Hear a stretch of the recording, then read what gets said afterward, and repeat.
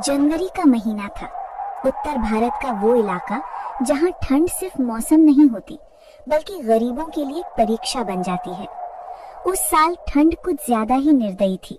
सूरज जैसे आसमान से गायब हो गया था। सुबह से शाम तक धुंध की मोटी परत छाई रहती और रात होते ही हवा हड्डियों में उतर जाती।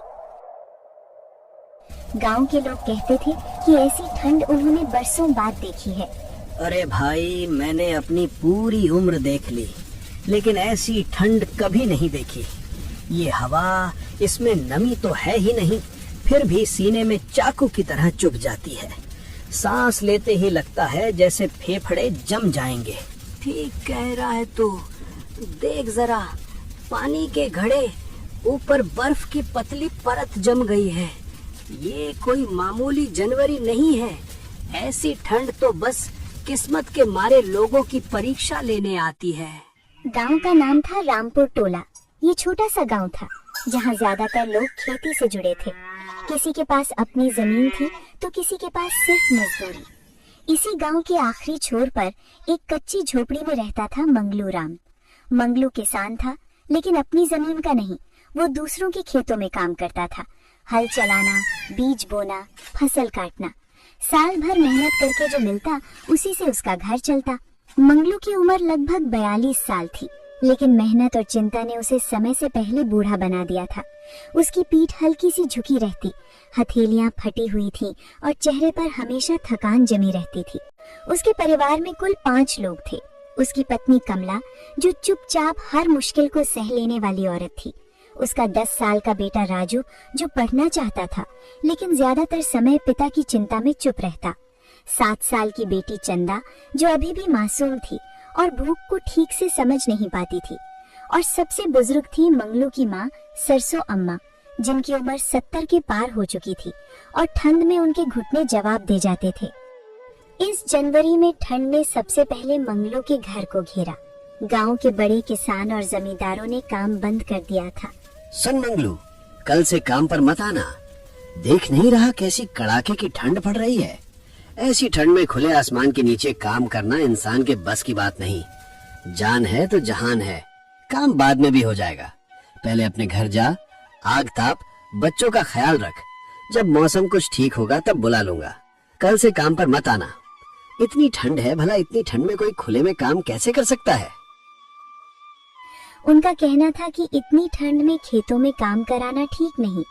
जिनके घरों में अनाज भरा था उनके लिए ये आराम का समय था, लेकिन जिनके पास रोज की मजदूरी ही जीवन थी उनके लिए ये ठंड भूख बंद कराई। पिछले 2 दिनों से मंगलू के घर में चूल्हा नहीं जला था। घर में रखा आखिरी आटा पहले ही खत्म हो चुका था। कमला ने बच्चों को पानी पिलाकर बहला दिया था। सरसों अम्मा ने तो दवा भी छोड़ दी थी, ये कहकर कि भूख में दवा कैसे खाएं। तीसरे दिन की सुबह मंगलू बहुत उम्मीद लेकर उठा। उसने सोचा कि चाहे जो हो जाए, आज किसी न किसी खेत में काम मिल ही जाएगा। वो बाहर निकल पड़ा। ठंडी हवा उसके चेहरे पर चाबुक की तरह लग रही थी। पैरों की उंगलियां सुन्न हो रही थी, लेकिन उसे रुकने की फुर्सत नहीं थी। वो एक एक घर गया। कहीं दरवाजा नहीं खुला, कहीं से जवाब आया, आज मत आना मंगलू, ठंड बहुत है। कहीं किसी ने सुना ही नहीं। 2 घंटे तक घूमने के बाद उसकी हिम्मत टूटने लगी। भूख और ठंड मिलकर शरीर को कमजोर बना रही थी। जब वो खाली हाथ लौटा तो कमला ने बिना पूछे ही सब समझ लिया। उसने कुछ नहीं कहा, बस बच्चों की तरफ देखा। सरसों अम्मा चुपचाप लेटी थी, लेकिन उनकी सांसों की आवाज बता रही थी कि शरीर जवाब दे रहा है। आज भी कुछ नहीं मिला। सुबह से बच्चे भूख के मारे तड़प रहे हैं। चूल्हा ठंडा पड़ा है। मैं जानती हूँ हालात बुरे हैं। मंगलू ने सिर झुका लिया। उसके पास कहने को कुछ नहीं था। बेटा, बच्चों को कुछ खिला देना। उनकी मासूम भूख मुझसे देखी नहीं जाती। बूढ़ी माँ तो आदत डाल चुकी है। एक वक्त भूखी रह लूंगी तो भी चल जाएगा। बस इतना कर दे कि बच्चे आज रोते हुए ना सोएं। ये सुनकर मंगलू की आंखें भर आईं, लेकिन उसने आंसू रोक लिए। वो बच्चों के सामने कमजोर नहीं दिखना चाहता था। रात होते होते ठंड और बढ़ गई। झोपड़ी की दीवारों से ठंडी हवा अंदर घुस रही थी। घर में सिर्फ एक पुराना कंबल था जिसमें पांचों किसी तरह सिमट कर लेट गए। फिर भी ठंड कम नहीं हुई। मंगलू पूरी रात जागता रहा, बच्चों की सांसें सुनता रहा और मन ही मन सोचता रहा कि वो किसान होकर भी अपने बच्चों को 2 वक्त की रोटी नहीं दे पा रहा। उस रात उसे नींद नहीं आई। बाहर ठंडी हवा चल रही थी और भीतर एक पिता का मन टूट रहा था। जनवरी की ठंड ने सिर्फ उसके शरीर को नहीं, उसके आत्मसम्मान को भी जकड़ लिया था। अगली सुबह रामपुर टोला पहले से कहीं ज्यादा खामोश था। ऐसा लग रहा था मानो पूरा गांव किसी अदृश्य डर के कारण सिमट गया हो। उस दिन की ठंड सामान्य नहीं थी। मंगलू की झोपड़ी के बाहर सब कुछ जैसे जड़ हो चुका था। पेड़ों की पत्तियां तक हिलना भूल गई थीं। मंगलू ने जैसे ही बाहर झांककर ठंड का अंदाजा लगाया, उसका दिल बैठ गया। लेकिन उसी पल उसे बच्चों के सूखे होंठ और माँ की कांपती देह याद आ गई। उसने मन ही मन तय कर लिया कि चाहे जो हो जाए, आज कुछ न कुछ खाने का इंतजाम करके ही लौटेगा। वो चुपचाप बाहर जाने लगा। कमला ने देख लिया, वो घबरा गई। इतनी ठंड में आप कहाँ जा रहे हैं? बच्चे भूखे हैं कमला। घर में चूल्हा ठंडा पड़ा है और माँ की तबीयत दिन ब दिन गिरती जा रही है। अब मुझसे बच्चों की भूख और माँ की बीमारी एक साथ देखी नहीं जा रही। कुछ न कुछ खाने का इंतजाम करने जा रहा हूँ, चाहे किसी के दरवाजे पर हाथ ही क्यों न फैलाना पड़े। सुनिए जी, आज मत जाओ। ऐसी कड़ाके की ठंड में तो कोई बाहर नहीं निकला है। गांव के रास्ते तक जम गए हैं। हवा जान निकाल ले रही है। अगर आपको कुछ हो गया तो हम सबका क्या होगा? कल उजाला होते ही कुछ सोचेंगे। आज घर में ही रुक जाइए। सरसों अम्मा ने भी डर से कहा, बेटा, आज की ठंड ठीक नहीं है। ये साधारण ठंड नहीं, हड्डियों तक उतर जाने वाली है। इंसान का बदन सुन्न हो जाता है, हाथ पांव जवाब दे जाते हैं। मेरी बात मान, आज मत जा। कल उजाला होते ही चले जाना। ईश्वर चाहेगा तो कुछ रास्ता निकल आएगा।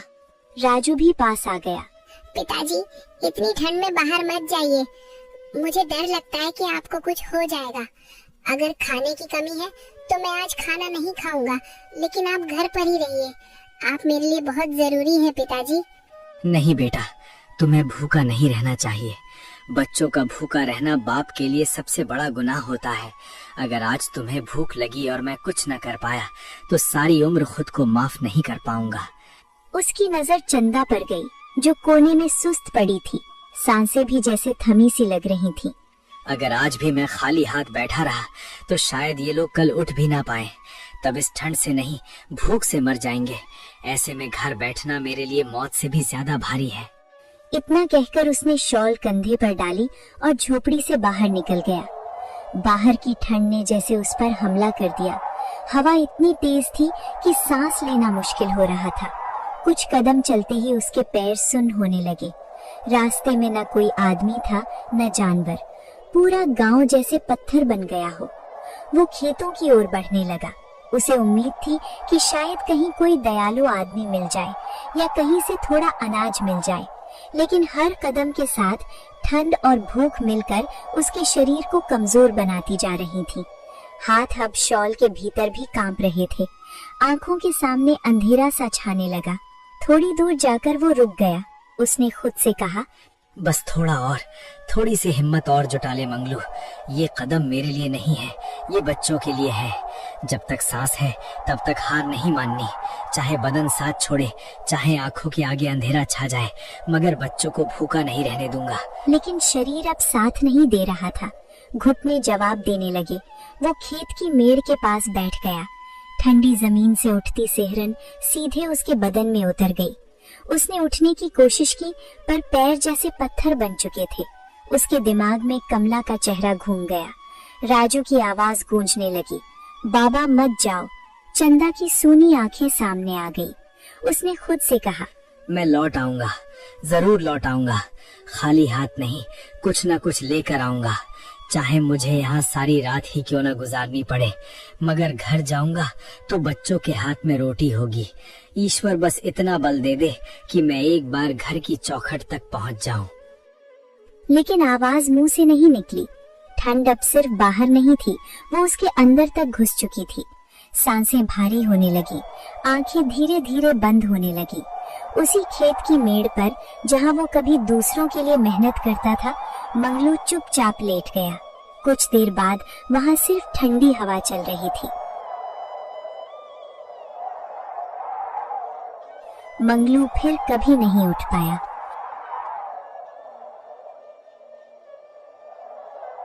उधर झोपड़ी में कमला दरवाजे की ओर बार बार देख रही थी। बच्चे अपने पिता का इंतजार कर रहे थे। उन्हें नहीं पता था कि भूख से लड़ने निकला वो आदमी ठंड से हार चुका है। दोपहर ढलने लगी थी, लेकिन मंगलू अब तक घर नहीं लौटा था। ठंड वैसे ही तेज थी, लेकिन कमला की बेचैनी उससे कहीं ज्यादा बढ़ चुकी थी। वो बार बार झोपड़ी के दरवाजे तक जाती, बाहर झांकती और फिर भीतर लौट आती। हर बार उसे यही लगता कि शायद अब मंगलू दिखाई देगा, लेकिन रास्ता सूना ही रहता।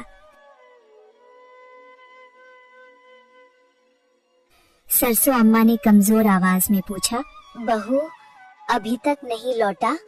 ठंड बहुत बढ़ गई है। ऐसी ठंड में देर हो जाना ठीक नहीं लगता। मन में अजीब सा डर बैठ रहा है। पता नहीं कहाँ रुक गए हैं।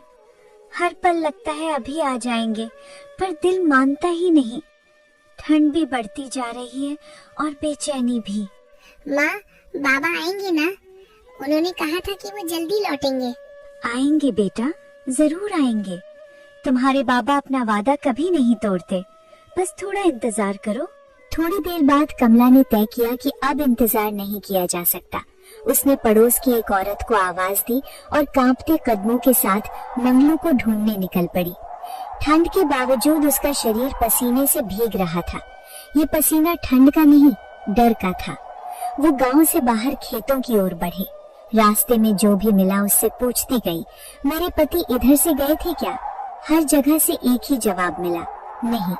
जब वो खेतों की मेड़ के पास पहुंची तो कमला की नजर जमीन पर पड़ी एक आकृति पर गई। उसका दिल जोर से धड़कने लगा। वो तेजी से आगे बढ़ी और अगली ही पल उसकी चीख निकल गई। मंगलू वहीं पड़ा था। उसका शरीर ठंडा हो चुका था। आंखें आधी खुली थीं, जैसे कुछ कहना चाहती हूँ। हाथ अब भी शॉल को कसकर पकड़े हुए थे। कमला वहीं जमीन पर बैठ गई।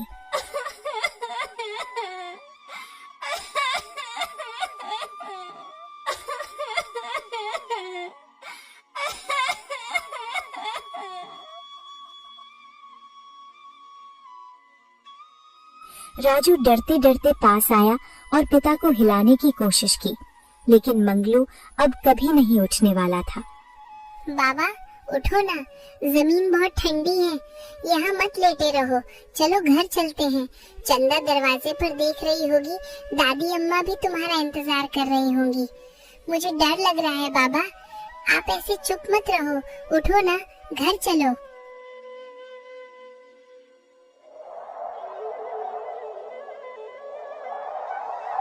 थोड़ी देर में गांव के कुछ लोग इकट्ठा हो गए। किसी ने कंबल डाला, किसी ने सिर झुका लिया, लेकिन कोई भी उस सच्चाई को नहीं बदल सकता था कि अब उस झोपड़ी में कमाने वाला कोई नहीं बचा था। मंगलू की अंतिम संस्कार जैसे तैसे हुआ। गांव ने थोड़ी बहुत मदद की, लेकिन गरीबी में सहानुभूति भी जल्दी खत्म हो जाती है। अगले ही दिन सब अपनी जिंदगी में लौट गए और कमला अपने सच के साथ अकेली रह गई। अब घर में सन्नाटा और गहरा हो गया था। बच्चों की भूख अब और तेज हो गई थी। राजू दिन भर चुप रहता और चंदा बार बार रोने लगती। सरसों अम्मा का शरीर और कमजोर हो गया था। कमला के सामने अब आंसू बहाने का भी समय नहीं था। तीसरे दिन जब घर में कुछ भी नहीं बचा तो कमला ने अपने आंचल को कसकर बांधा और बाहर निकल पड़ी। अब वो किसी का इंतजार नहीं कर सकती थी। वो एक एक घर जाने लगी। मुझे काम दे दीजिए, झाड़ू पोछा कर लूंगी, बर्तन मांज लूंगी। कुछ घरों ने मना कर दिया, कुछ ने दया दिखाकर थोड़ा काम दे दिया। कमला ने सिर झुकाकर हर काम स्वीकार किया। जिस हाथ में कभी बच्चों को खाना परोसने की आदत थी, वही हाथ अब दूसरों के घरों के जूठे बर्तन मांज रहे थे।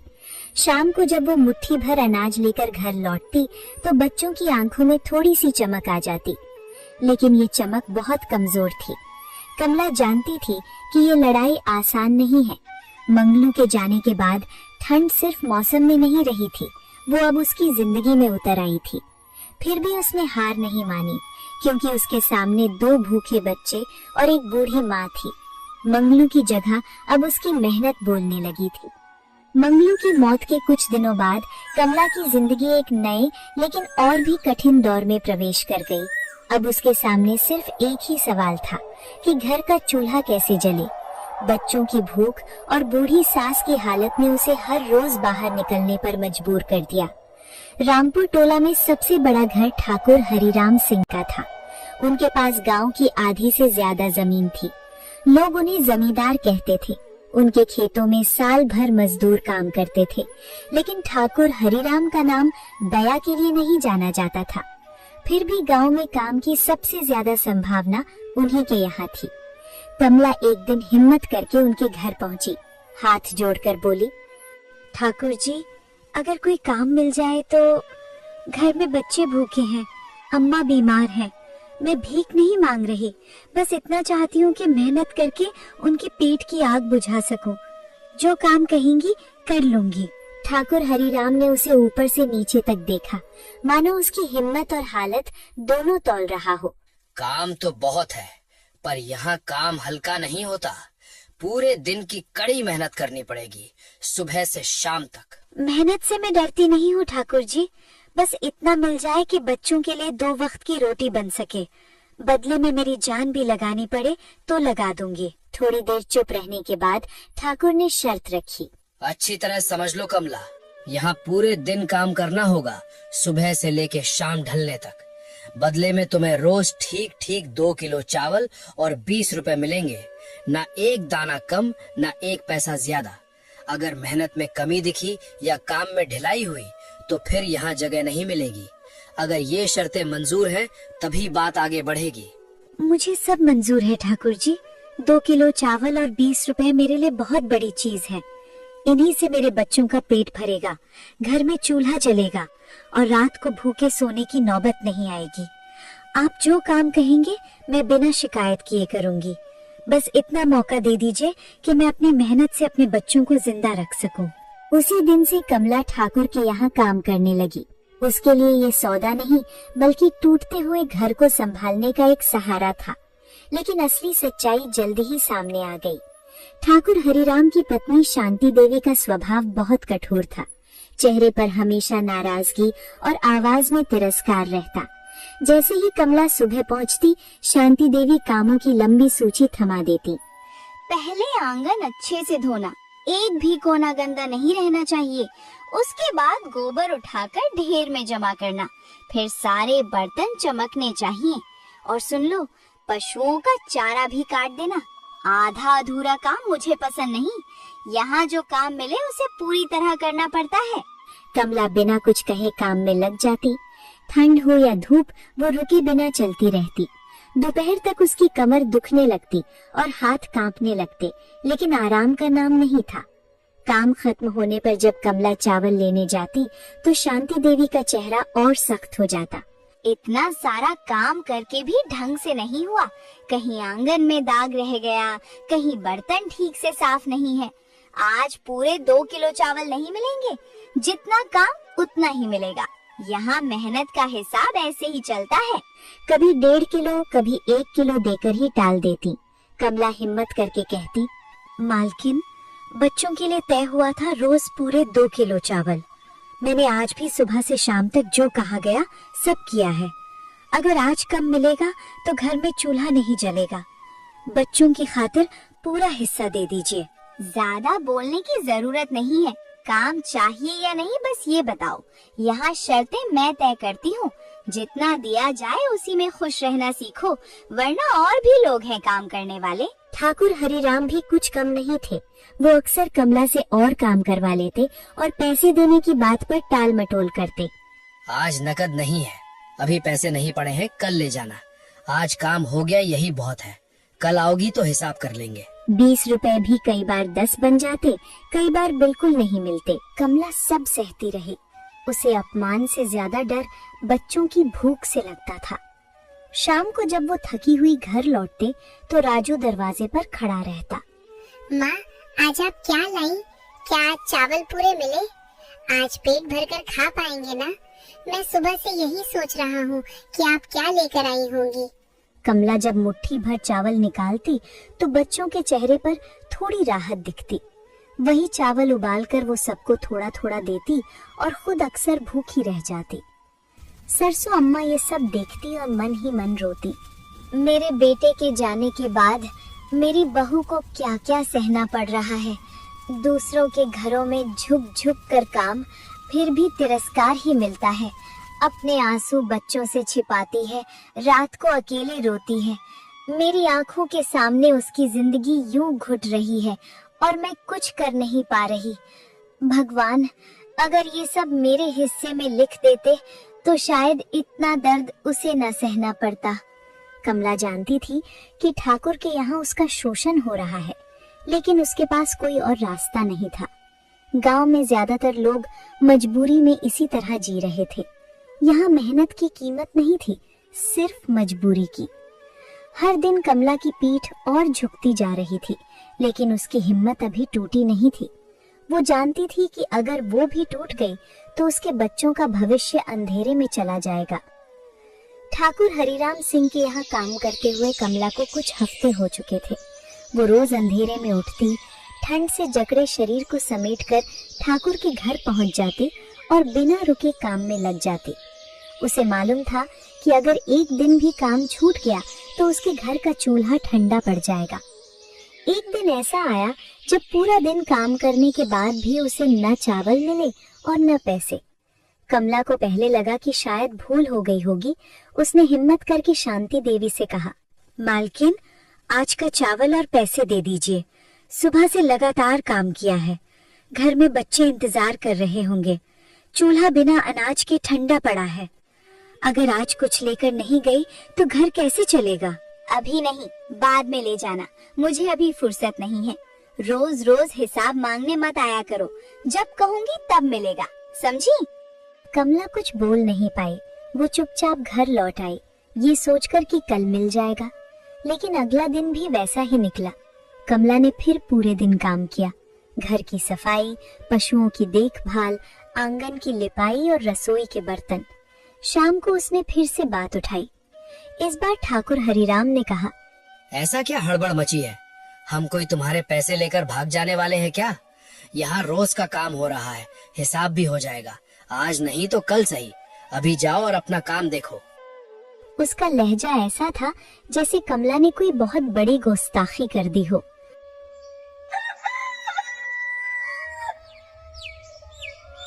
दो दिन बीत गए, न चावल मिले न पैसे। कमला का घर उन्हीं 2 किलो चावल पर चलता था। वही चावल उबालकर वो बच्चों और बूढ़ी सास को खिलाती थी। अब 2 दिन से वो सहारा भी टूट चुका था। घर में अनाज का एक दाना तक नहीं बचा था। ठंड के बीच दिन बीतते जा रहे थे, लेकिन कमला की हालत सुधरने के बजाय और बिगड़ती जा रही थी। वो रोज ठाकुर हरिराम के घर जाती, पूरे मन से काम करती, लेकिन न पैसे मिलते थे और न चावल। कभी उसे टाल दिया जाता, कभी डांट दिया जाता और कभी ऐसे देखा जाता जैसे वो इंसान नहीं, कोई बोझ हो। घर लौटते समय उसके हाथ खाली रहते, लेकिन मन अपराध बोध से भरा होता। उसे लगता जैसे वो हर दिन अपने बच्चों से कुछ छीन रही हो, उनका बचपन, उनकी सेहत, उनकी हंसी। सबसे ज्यादा असर चंदा पर पड़ रहा था। छोटी सी बच्ची जो पहले माँ के आसपास खेला करती थी, अब ज्यादातर समय चुप रहने लगी थी। उसके गाल पिचक गए थे, आंखों के नीचे काले घेरे पड़ गए थे। भूख और ठंड ने उसके नन्हे शरीर को कमजोर कर दिया था।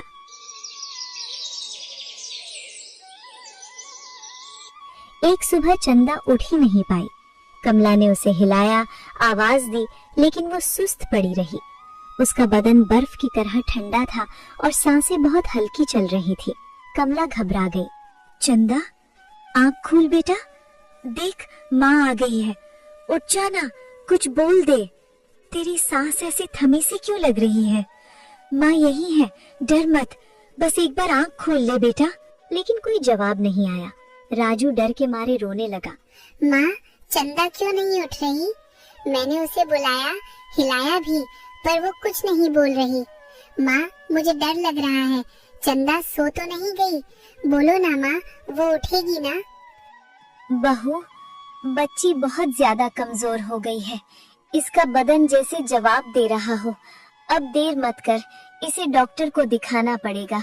अगर आज भी टाल दिया तो भगवान न करे कुछ अनहोनी हो जाए। कमला जानती थी कि डॉक्टर का मतलब पैसे से है और पैसे का मतलब जो उसके पास नहीं था। फिर भी उसने हिम्मत नहीं हारी। उसने पड़ोस के घरों की तरफ दौड़ लगाई। मेरी बच्ची बहुत बीमार है, बहुत ज्यादा। सांस भी ठीक से नहीं ले पा रही। थोड़े से पैसे उधार दे दो, बस इतना कि उसे अस्पताल ले जा सकूं। मैं हाथ जोड़कर कहती हूँ, जैसे भी हो एक एक पैसा लौटा दूंगी। कुछ लोगों ने दरवाजा बंद कर लिया, कुछ ने साफ मना कर दिया। एक घर से आवाज आई, कमला, अब तेरे घर में कमाने वाला कोई नहीं रहा। जो था वो भी हालात की भेंट चढ़ गया। ऐसे में तू बताएगी ये उधार लिया हुआ पैसा लौटाएगी कैसे? आज मजबूरी में हम दे भी दें तो कल कौन देगा? रोज रोज कोई हाथ नहीं पकड़ सकता। हमारी भी अपनी जिम्मेदारियां हैं, अपने बच्चे हैं, अपने घर हैं। दिल तो करता है मदद करें, पर हालात हमें भी लाचार बना देते हैं। समझने की कोशिश कर, हम चाहकर भी अब और मदद नहीं कर सकते। आखिरकार किसी ने थोड़े से पैसे दे दिए, इतने कि बस अस्पताल तक पहुंचा जा सके। जब डॉक्टर ने बच्ची को देखा तो उसने सिर हिलाकर कहा, बच्ची में बहुत ज्यादा कमजोरी है। साफ तौर पर कुपोषण के लक्षण है। शरीर में ताकत नाम की कोई चीज नहीं बची है। अगर थोड़ी और देर हो जाती तो हालात बहुत मुश्किल हो सकते थे। अब तुरंत इलाज और सही खाना देना पड़ेगा। साहब, मेरी बच्ची को बचा लीजिए। मैं गरीब हूँ, मेरे पास ज्यादा पैसे नहीं है, लेकिन जो भी होगा कर लूंगी। हाथ जोड़कर विनती है, इसे ठीक कर दीजिए। मेरी पूरी दुनिया यही है, इसके बिना मैं जी नहीं पाऊंगी। डॉक्टर ने दवा लिख दी, लेकिन दवा के लिए भी पैसे चाहिए थे। कमला के हाथ फिर खाली थे। वो अस्पताल के बाहर बैठ गई और चंदा को सीने से लगाए रोने लगी। उस दिन उसे पहली बार लगा कि गरीबी सिर्फ पेट नहीं काटती, वो इंसान को हर जगह बेबस बना देती है। घर में भी, समाज में भी और अस्पताल के दरवाजे पर भी। हे ईश्वर, मेरे बच्चों को मत छीनो। मैंने क्या बिगाड़ा है? किसका क्या छीना है? इतनी सजा क्यों दे रहे हो मुझे? अगर कोई गुनाह है तो मुझे दे दो, पर मेरे बच्चों को बचा लो। इनके बिना मेरी सांस भी बोझ लगती है। इन्हें मुझसे दूर मत करो। उसी समय एक आदमी अस्पताल के बाहर रुका। उम्र करीब 45-50 साल, साधारण कपड़े, लेकिन चेहरे पर गहरी संवेदना। उसने कमला को रोते देखा तो कदम अपने आप रुक गए। वो पास आया और धीरे से बोला, बहन, क्या हुआ? तुम बहुत घबराई हुई लग रही हो। बच्ची की तबीयत कैसी है? डॉक्टर ने क्या कहा? अगर किसी तरह की मदद चाहिए हो तो बताओ, घबराओ मत। कमला ने पहले उसकी तरफ देखा भी नहीं, फिर जैसे किसी अपने ने पूछा हो, उसकी जुबान खुल गई। उसने सब कुछ बता दिया। मंगलू की मौत, ठंड, भूख, ठाकुर का शोषण, 2 दिन से बिना अनाज और अब बेटी की हालत। वो बोलती जा रही थी और आंसू थमने का नाम नहीं ले रहे थे। आदमी चुपचाप सुनता रहा। उसकी आंखें भर आईं। उसने गहरी सांस ली और कुछ देर तक कुछ नहीं बोला।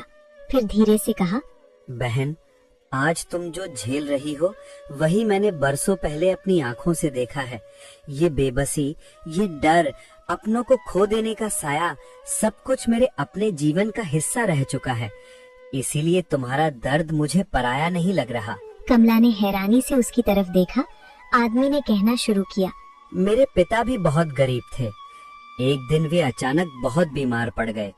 डॉक्टर ने कहा इलाज के लिए पैसे चाहिए, लेकिन हमारे पास देने को कुछ नहीं था। मैं एक एक दरवाजे पर गया, हाथ जोड़कर मदद मांगी। किसी ने कहा आज नहीं कल आना, किसी ने मुंह फेर लिया।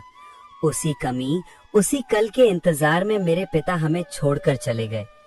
उस दिन मैंने समझ लिया था कि गरीबी सिर्फ पेट नहीं, जिंदगी भी छीन लेती है।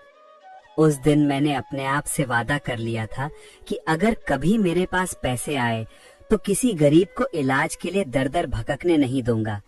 कोई माँ अपने बच्चे को बचाने के लिए हाथ जोड़ती न दिखे, कोई बेटा अपने पिता को खोने की बेबसी न सहे।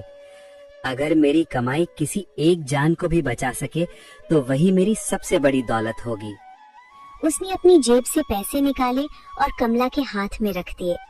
ये दवा के पैसे हैं, पूरे इलाज की जिम्मेदारी मेरी है। जांच, दवाइयाँ, जो भी जरूरत पड़ेगी सब मैं देखूंगा। तुम्हारी बेटी का पूरा खर्च मैं उठाऊंगा। तुम्हें किसी के आगे हाथ फैलाने की जरूरत नहीं पड़ेगी। नहीं बाबूजी, मैं कैसे, इतना बड़ा बोझ मैं कैसे ले लूं? आप मेरे अपने नहीं हैं, फिर भी इतना सब। मैं गरीब हूँ, लौटाने के लिए मेरे पास कुछ नहीं है। मैं आपके एहसान के तले दब जाऊंगी। इसे एहसान मत समझो, इसे उस बेटे का अधूरा काम समझो जो अपने पिता को बचा नहीं पाया। आज अगर तुम्हारी बेटी बचती है तो मुझे लगेगा कि मैं अपने पिता के लिए कुछ कर पाया। और सुनो, मैं तुम्हें अपने घर में काम भी दूंगा, इज्जत के साथ, तय पैसे पर। तुम्हें कभी ताने नहीं सुनने पड़ेंगे। और तुम्हारे बेटे की पढ़ाई का सारा खर्च भी मेरी जिम्मेदारी होगी। बच्चा स्कूल जाएगा, किताबें उठाएगा, मजदूरी नहीं करेगा, गरीबी उसकी तकदीर नहीं बनेगी। मैं चाहता हूँ कि तुम्हारे बच्चे वही जिंदगी जिए जो मैं अपने पिता को नहीं दिला सका। आज अगर मेरी बच्ची की सांस चल रही है तो वो आपकी वजह से है। मैं शब्दों में आपका एहसान नहीं चुका सकती, बस दुआ कर सकती हूँ कि भगवान आपको हमेशा सलामत रखे। अगर आज तुम्हारी बेटी बच जाती है, अगर उसके चेहरे पर फिर से मुस्कान लौट आती है, तो वही मेरे लिए सबसे बड़ा इनाम है। इससे ज्यादा मुझे कुछ नहीं चाहिए। उस दिन अस्पताल के उसी ठंडे बरामदे में कमला ने पहली बार महसूस किया कि इंसानियत अभी पूरी तरह मरी नहीं है। भूख, ठंड और अपमान के बीच कहीं न कहीं दया भी सांस ले रही है।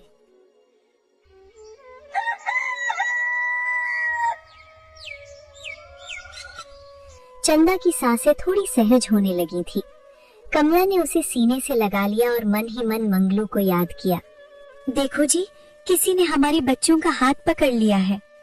आज पहली बार लगा कि दुनिया में सब दरवाजे बंद नहीं होते। कोई तो है जो हमारी तकलीफ समझता है, जो भूख और ठंड से लड़ते बच्चों के लिए आगे आया है। तुम जहाँ भी हो देख रहे होगे, तुम्हारे बच्चों की राह अब अंधेरी नहीं रही। चंदा के अस्पताल में भर्ती होने और कमला को मदद मिलने की खबर धीरे धीरे पूरे रामपुर टोला में फैल गई। गांव छोटा था, बातें देर तक छिपी नहीं रहती थी। लोगों को ये भी पता चल गया कि कमला जिस जमींदार के यहाँ काम करती थी, वहीं से उसे 2 दिन तक न अनाज मिला न मजदूरी। एक शाम जब ठाकुर चौपाल पर बैठे थे तो किसी ने कह दिया, ठाकुर साहब, गांव में अब सिर्फ फुसफुसाहट नहीं, खुली चर्चा चल रही है। लोग कह रहे हैं कि मंगलू की लड़की अस्पताल में जिंदगी और मौत से जूझ रही है। हालत इतनी बिगड़ गई थी कि डॉक्टरों ने भी हाथ खड़े कर दिए थे। और ये भी सुना जा रहा है कि कमला से दिन रात खेतों और घर के काम कराए गए, बिना देखे कि उसकी अपनी मजबूरियां क्या हैं। न वक्त पर चावल मिले, न मेहनत की पूरी मजदूरी। गरीब की लाचारी को ढाल बनाकर उसका हक मार लिया गया। यही बातें अब हर चौपाल, हर गली में गूंज रही हैं। लोग डरते जरूर हैं ठाकुर साहब, मगर अब उनके सब्र का बांध टूटने लगा है। कौन कह रहा है ये सब? किसकी इतनी हिम्मत है मेरे खिलाफ जुबान चलाने की? मैं किसी के आगे जवाबदेह नहीं हूँ। जो मिलता है मेहनत के हिसाब से मिलता है, समझे? ठाकुर, ये बात किसी एक आदमी की जुबान से नहीं निकली है। ये आवाज पूरे गांव की है जो बरसों से चुप थी मगर आज सिसकियों में बदल चुकी है। गरीब की बद्दुआ देर से लगती है, ये सच है, मगर जब लगती है तो बड़े बड़ों की नींव हिला देती है। जो आंसू मजबूरी में गिरते हैं ना, उनका कोई गवाह नहीं होता, पर ऊपर कहीं ना कहीं उनका हिसाब जरूर लिखा जाता है। आज ताकत तेरे हाथ में है ठाकुर, पर याद रख, वक्त सबसे बड़ा साहूकार है। वो अपना कर्ज सूद समेत वसूल करता है। ठाकुर को पहली बार महसूस हुआ कि लोग उसकी तरफ उंगली उठा रहे हैं। वो बात बदलने की कोशिश करता रहा, लेकिन उसी रात जब वो घर लौटा तो शांति देवी ने ताना मारा। देखा, उस औरत ने कैसा तमाशा खड़ा कर दिया। अब पूरे गांव में बातें फैलेंगी, लोग उंगली हमारी तरफ उठाएंगे। किसी को ये नहीं दिखेगा कि हमने कितना काम करवाया। सबको बस उसी की कहानी याद रहेगी। बदनामी हमें झेलनी पड़ेगी। ठाकुर चुप रहा, लेकिन मन में हलचल थी। चंदा का इलाज लगातार चलता रहा। दवाइयों और सही भोजन से उसकी हालत सुधरने लगी। कुछ ही दिनों में वो फिर से मुस्कुराने लगी। राजू का दाखिला पास के सरकारी स्कूल में करा दिया गया। पहली बार कमला ने अपने बेटे को किताब हाथ में पकड़े देखा। उस दिन उसने मन ही मन मंगलू को याद किया और कहा, तुम आज मेरे पास नहीं हो, लेकिन तुम्हारा सपना अब भी जिंदा है। जिन बच्चों को तुम भूखा नहीं देख पाते थे, उनके लिए अब उम्मीद की एक राह खुली है। तुम जहाँ भी हो देख रहे होगे, मैं तुम्हारे सपनों को टूटने नहीं दूंगी, उन्हें सच बनाकर ही दम लूंगी। उधर गांव में एक और हलचल शुरू हो चुकी थी। चंदा के बीमार पड़ने, मजदूरी न मिलने और ठाकुर हरिराम के व्यवहार की बात अब सिर्फ गांव तक सीमित नहीं रही। रघुवीर प्रसाद ने ये मामला मजदूर विभाग और पंचायत तक पहुंचा दिया। गांव में जांच बैठी। जब अधिकारी ठाकुर के घर पहुंचे तो पहली बार ठाकुर का रुतबा काम नहीं आया। रजिस्टर मांगे गए, मजदूरों की सूची पूछी गई, भुगतान का हिसाब मांगा गया।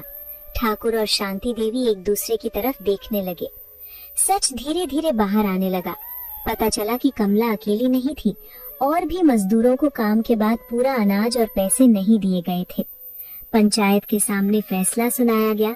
ये पंचायत आज साफ शब्दों में कहना चाहती है कि इस गांव में मेहनत करने वाला कभी छोटा नहीं होता। अगर कोई जमींदार, चाहे वो कितना ही बड़ा क्यों ना हो, मजदूर से पूरा काम कराकर उसकी मजदूरी रोकता है तो वो सिर्फ गलत नहीं करता, वो पूरे गांव का भरोसा तोड़ता है। आज के बाद हर मजदूर की मजदूरी पहले तय होगी, लिखित में होगी और समय पर दी जाएगी। जो अनाज या पैसे रोकने की कोशिश करेगा, उसके लिए पंचायत का दरवाजा नहीं, सीधे कानून का रास्ता खुलेगा। ये फैसला इसलिए नहीं है कि किसी को नीचा दिखाया जाए, बल्कि इसलिए है ताकि आने वाली सर्दियों में किसी माँ को भूखे बच्चों के सामने हाथ न जोड़ने पड़े। ठाकुर हरिराम पर जुर्माना लगाया गया। बकाया मजदूरी तुरंत चुकाने का आदेश हुआ। और सबसे बड़ा झटका ये कि गांव की पंचायत ने तय किया कि अब कोई भी मजदूर ठाकुर के यहाँ बिना लिखित मजदूरी तय किए काम नहीं करेगा। जिस आदमी के सामने कभी लोग सिर झुकाते थे, उसी को अब पंचायत में जवाब देना पड़ रहा था। मंगलू की चिता की राख को उड़ते हुए बरसों बीत चुके थे। रामपुर टोले की गलियों में अब नई पीढ़ी के कदमों की आहट थी। वही गांव, वही खेत, वही सर्द हवाएं, लेकिन कमला की जिंदगी अब वैसी नहीं रही थी। राजू अब बच्चा नहीं रहा था। वो पढ़ लिख कर शहर गया, कॉलेज पहुंचा, फिर प्रतियोगी परीक्षाओं की कठिन राह पर चला।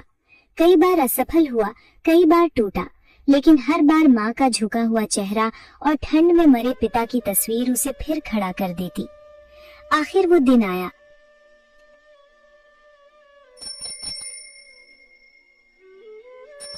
जब डाकिया गांव में चिट्ठी लेकर पहुंचा और कांपती आवाज में बोला, कमला देवी, आपके बेटे का सरकारी अफसर में चयन हो गया है। ये नियुक्ति पत्र है। आपकी सारी मेहनत और त्याग आज रंग ले आए हैं। गांव से निकलकर आपका बेटा अफसर बना है। ये पूरे इलाके के लिए गर्व की बात है। कमला के हाथ से चिट्ठी गिर पड़ी।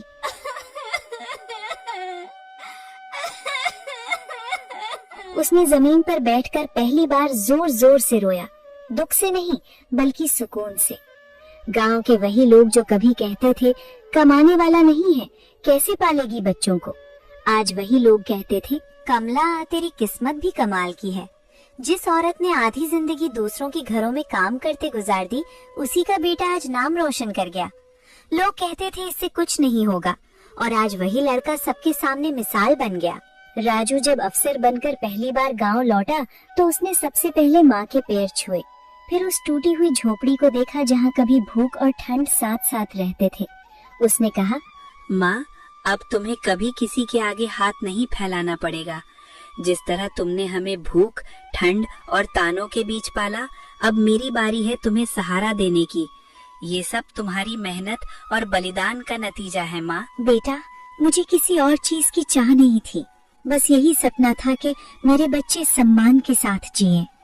आज तुम्हें इस मुकाम पर देखकर लगता है कि मेरी सारी तकलीफें सफल हो गईं। जिस इज्जत और उजाले का सपना तुम्हारे पिता अपने बच्चों के लिए देखते थे, वो आज हकीकत बन गया है। जहाँ भी हो देख रहे होगे, तुम्हारे नाम की मेहनत आज फल बनकर लौट आई है। कमला मुस्कुरा दी। उसने आसमान की ओर देखा जहां उसे मंगलू की मेहनत साफ नजर आ रही थी। आज कमला के पास घर था, सम्मान था और सबसे बढ़कर ये भरोसा था कि उसकी तपस्या व्यर्थ नहीं गई। माँ बाप की मेहनत और त्याग का कोई हिसाब नहीं।